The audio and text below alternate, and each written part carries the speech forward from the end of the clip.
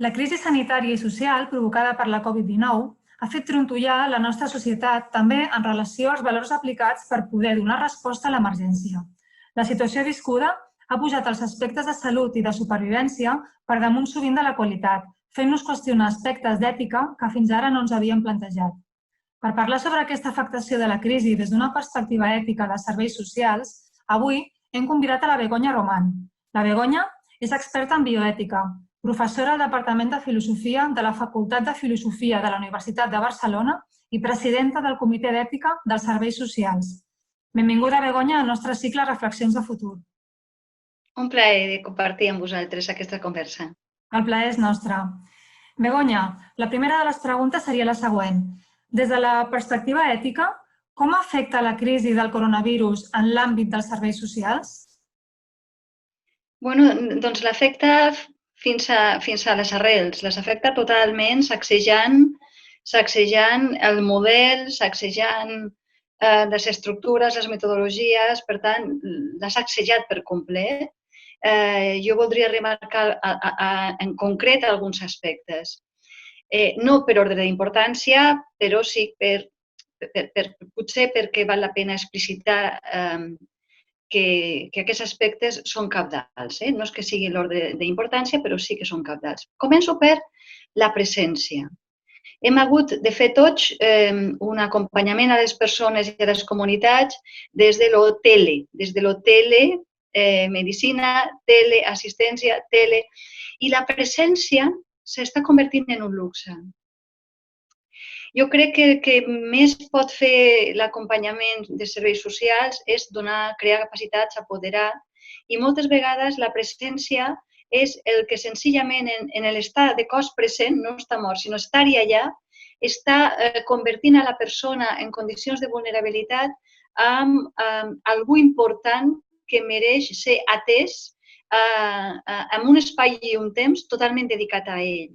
El fet d'haver-ho de fer a la distància, no fem de la necessitat virtut.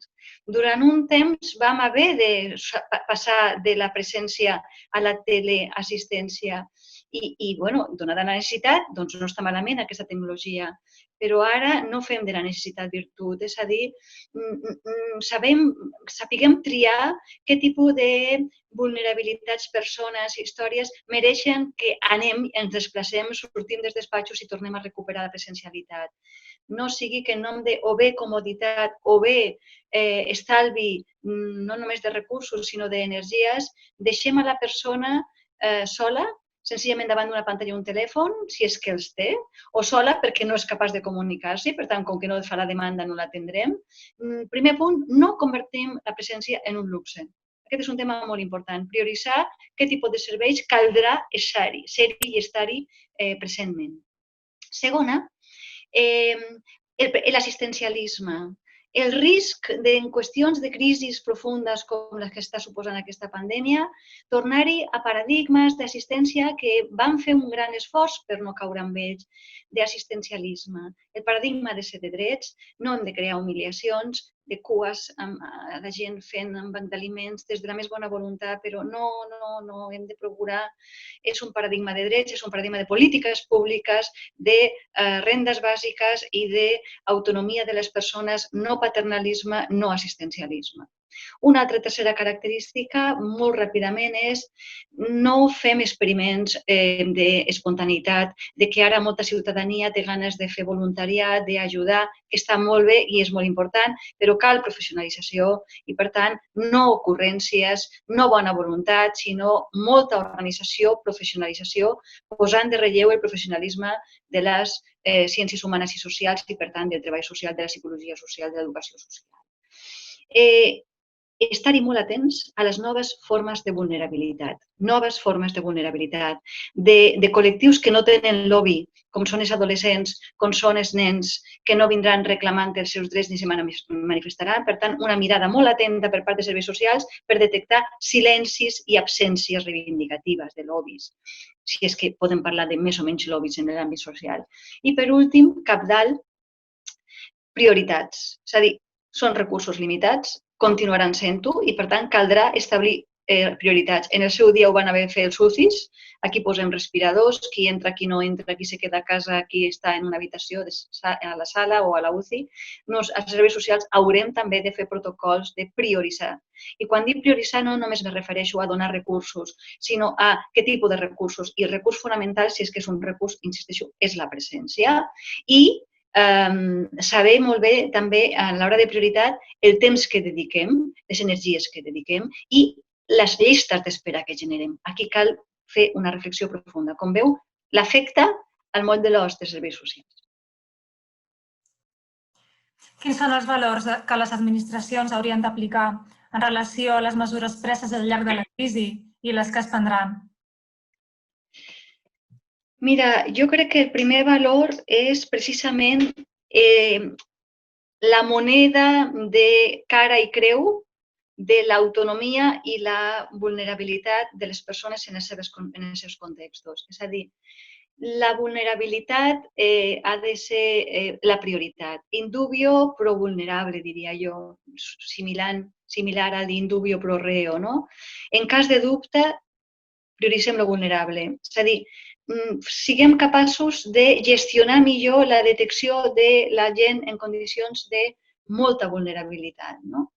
Aquest és un valor cabdal, però des de la vessant de la seva participació de la persona i les comunitats i la seva autonomia. No caiguem una altra vegada en paternalismes, en infantilismes i en assistencialismes. Per tant, atendre la vulnerabilitat des de la coparticipació, co-disseny dels programes i del tipus d'intervencions. La millor manera d'apoderar les persones a les que estan en condicions de vulnerabilitat és fer-les partícips dels processos i de les polítiques. Per tant, atendre la vulnerabilitat des de la promoció de capacitats i d'autonomia. Segona, torno a insistir-hi, la qüestió de la redistribució, la qüestió de la recaptació d'impostos, la qüestió de què tipus de societat volem ser, si una solidaritat de butxaca, des que si sobra o és que tenen un gaudi donant diners i fent festes de solidaritat, o volem una solidaritat instal·lada en el cor de la justícia i, per tant, no només és un tema de recaptació de diners, d'impostos i de distribució i redistribució, sinó també de reconeixement i de paradigma de justícia. És a dir, les persones, des del reconeixement dels drets, poden sentir-se humiliades quan se senten objectes de distribució de recursos, no? I no de reconeixement de la seva condició de subjecte de drets i no d'objecte de destinació de recursos. Per tant, el concepte de justícia, distribució i reconeixement, cabdal en els valors que s'ha de tenir en compte en aquesta societat de pandèmia. Un altre tema molt interessant és el valor de la salut pública. Moltes vegades hem afrontat, i entono la meva responsabilitat, hem afrontat l'assistència, l'acompanyament a les persones des del respecte a la seva autonomia, des del respecte a la seva llibertat individual, des del respecte a les seves idiosincràsies i, per tant, escales de valors. Però això té un límit que no només són els recursos que tinguem, sinó també la salut pública de la població. Llavors, aquí cal fer un esforç molt important de què tipus de conflictes es generen entre els drets personalíssims fonamentals i els drets de salut pública. És a dir, què tipus de conciliació fem entre les mesures per seguretat poblacional de salut pública i quines són les més idònies, necessàries i proporcionals per a no vulnerar els drets fonamentals. I quan calgui vulnerar-los, explicitar molt que és l'única oportunitat o possibilitat que teníem, que era necessari i que era proporcional. Moltes vegades, a correcuita, s'han pres mesures en nom de la priorització de la població, de salut pública, però potser hi havia alternatives i, per tant, hem aconseguit molt de control, però un control en què la població ens hem sentit amb una miqueta, amb una cultura repressiva, amb una cultura que ha generat més conspiració que confiança i amb manca de transparència de per què es prenien unes mesures i no unes altres. És a dir, hem entès lo de la complexitat, lo de l'ambigüitat, lo de la incertesa, però fins i tot aquí cal guanyar-se la confiança i no se guanya amb control policial i amb que altres em facin ser responsables i no amb les tasques educatives d'explicar per què hem de portar mascareta, per què hem de recluir. Ens hem volcat molt al què i el com i hem explicat molt poc el per què. I la ciutadania del segle XXI mereix ser més respectada en la seva intel·ligència cívica. Deixa'm afegir una última qüestió. Jo crec que és molt important deixar participar la ciutadania. La ciutadania ha demostrat que sap mobilitzar-se. Això de que la ciutadania no participa. Mira, de les coses que s'han demostrat és que la ciutadania, quan té un problema, participa. També pot participar en la qüestió de què sigui el bé comú avui. El bé comú no és una cosa fàcil, és una cosa que se discuteix. I, per tant, jo crec que era molt important que el Parlament estigués molt més obert a la interpel·lació de la ciutadania i de les seves associacions i sectors, etc., que podien ajudar-los. I en aquest sentit, de seguida, suposo que parlarem de quina és la importantíssima funció que li toca fer ara a, per exemple, el tercer sector. Sí, correcte, Begoña. Ara caldria saber si pots respondre a aquesta pregunta, quin és l'impacte que tenen o que haurien de tenir aquests valors en les mesures preses per les administracions en relació al tercer sector social. Mira, jo crec que el tercer sector social és el gran aliat. És el gran aliat. I el tercer sector social sap que ja no anem a discutir si a demonitzar l'afany de lucre, el sector privat lucratiu, no anem a demonitzar l'oficial com dolent, com lent, com burocratitzat. O sigui, sols ningú pot. O sigui, no anem a entrar-hi ara en la competitivitat, en la concurrència, anem a entrar-hi de veritat en la cooperació. I el tercer sector és el gran aliat de les polítiques públiques, perquè és qui més en sap, perquè s'ha caracteritzat per estar-hi en primera línia en la trinxera. Per tant, caldrà cabdal comptar amb ell per a coordinar aquest tipus de tasques.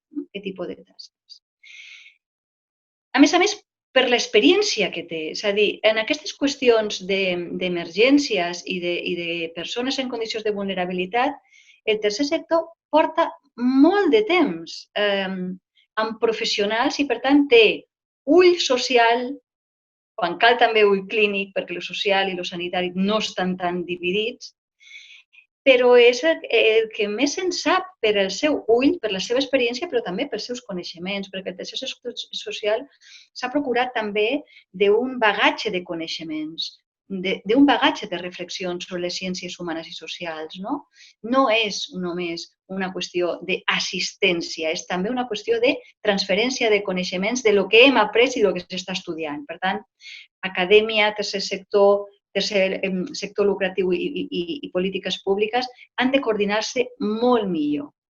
Segona, jo crec que aquí el tercer sector sí que s'ha de recordar que el que ells, a part de l'ull social que tenen i els coneixements teòrics que poden aportar, si alguna cosa es caracteritza, a part d'importantíssim, després recuperaré aquesta qüestió del no afany de lucre, això és molt important per mi, perquè genera conflicte d'interessos, guanyar diners amb la vulnerabilitat, tornaré a recuperar aquesta qüestió. Per mi és molt important la no burocratització. El tercer sector, si per alguna cosa es caracteritza, és per la seva flexibilitat, agilitat a l'hora de detectar el problema i de dir una solució és com li resolc la vida quotidiana a aquesta persona. Llavors, clar, aquí el tercer sector ha de reivindicar el perill i l'obsolescència a la que se'ns ha sotmès determinats processos que en nom d'una necessària transparència ha generat una innecessària burocratització. Per tant, jo ahir crec que el tercer sector pot ajudar-hi a pensar creativament com millorar el retiment públic de comptes i, per tant, la transparència que les polítiques públiques per legalitat i per confiabilitat de la ciutadania es demanen, no ha de ser incompatible amb aquesta flexibilitat, amb aquesta agilitat i amb aquesta, en el millor sentit de la paraula, discrecionalitat, deferència a la diferència. Les polítiques públiques solen incórrer en homogeneïtzació i el tercer sector en la personalització. Les polítiques públiques solen parlar molt més de l'ésser genèric, la humanitat, els éssers humans. El tercer sector parla amb noms i cognoms. precisament perquè treballa en la presència i en el conèixer els barris i conèixer les comunitats i conèixer les famílies i els col·lectius. Jo crec que aquesta batalla contra la burocratització per a no caure en homogeneïtzació i reivindicar la personalització i la deferència a la diferència, per tant, una discrecionalitat del saber fer i estar i atendre sense homogeneïtzació i personalització, ahir el tercer sector pot ser un gran aliat. El tercer sector sí que ha de reivindicar de les polítiques públiques, i ahir claríssim, no ho pot fer sense les polítiques públiques i, per tant, sense les entitats governamentals, les millores laborals dels professionals d'aquest sector. És a dir, la precarització dels professionals, la quasi encomanació de la vulnerabilitat amb les persones a les que ateneu a la pròpia organització, això no pot ser. S'ha de regular millor per a prestigiar com mereix la professionalització del tercer sector i els seus salaris i els convenis que tenim amb els professionals d'aquesta gent, perquè no hi hagi tanta rotació, perquè no hi hagi tanta precarietat amb el tipus de professional. I acabo amb el que t'he dit que anava a tractar. Aquestes polítiques públiques també han de prendre decisions en què segurament no estem parlant d'un únic model d'assistència. No es tracta de dir, no, tot ha de ser públic. Bueno, segurament aquesta no sigui la qüestió d'avui en dia. La qüestió d'avui en dia ha de ser qui subsidiàriament atén millor a les persones que estan en condició de vulnerabilitat i no només individualment, sinó en els seus contextos relacionals, comunitats, barris, ciutats. Les polítiques públiques sí que han de decidir què prioritzaran. Si un tercer sector no lucratiu o si grups mercantils lucratius. Jo no demonizo a ningú, però sí que puc posar de relleu que a uns s'ha de reivindicar més la transparència. No basta en que me diguis que no guanyes diners perquè ja sàpigues fer-ho bé, perquè podem caure en infantilismes, en quixotismes d'igual manera, però tampoc caure en la demonització de que vostè com és privat no entra i vostè com és privat i té afany de lucre no és bo. Però sí que soc conscient que té un conflicte d'interès, com deia al principi, molt més gran. Com gestiona vostè, com és de proporcional el rendiment de comptes que fa perquè vostè té un afany de lucre. I quan hi ha afany de lucre atenent a vulnerabilitat, el conflicte d'interès és tan gran, els riscos són tan grans, que hauré de fer distints tipus d'auditories, distints tipus de petició i a l'hora de vendre la concurrència sobre a qui li donem el centre de dia i fer concursos públics, com a polítiques públiques, hem de decidir què volem prioritzar com a territori, què volem prioritzar com a consorci. Insisteixo, aquí hem d'atendre la territorialitat, no la homogeneïtat.